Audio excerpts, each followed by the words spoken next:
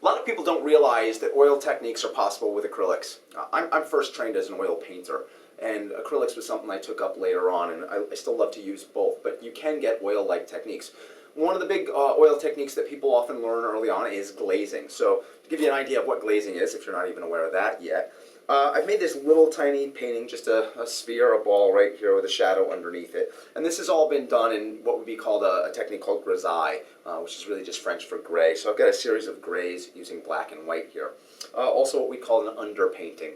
Let's say if you were doing portraiture, I could paint the whole portrait and all the lights and darks of the sitter's face, of the person's face, would be rendered here in value. So I don't even really have to think about color. And then I could lay colors over top of that, a glaze, which would be a transparent veil of color. And I think of glazes are like a stained glass window, or I think of it sort of like a piece of colored cellophane. When you put it over something, you'll still see everything underneath, but it'll be tinted with that color. So to do that, Liquitex makes a glazing medium. And the glazing medium dries quickly, so you can rapidly layer. And often with glazing, you want to do that. You want to layer over and over again. So I'm going to put a little bit of this out. And I've got that on there. Sort of a milky look. This will run down a little bit, but it won't run a whole lot. It doesn't travel real fast. I could thin out my paint with water to make it very, very transparent. I could make a glaze that way, except water's sort of runny and it might drip down the surface of my painting. Obviously not something that you want to have happen. Let's say if you were working on a portrait, you wouldn't want an area of doing that. I'm going to take my brush now, just close that up.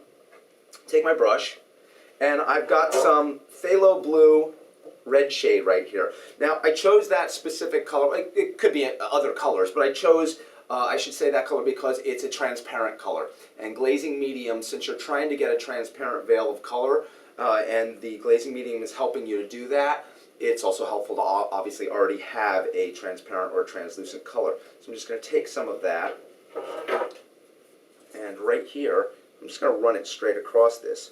See, when you see that, right away what I've done is tinted that area. And I'm going to pull a little bit more over here. Now, move this across the surface. I can move it across here, have hardly any brush strokes whatsoever in the whole thing if I want.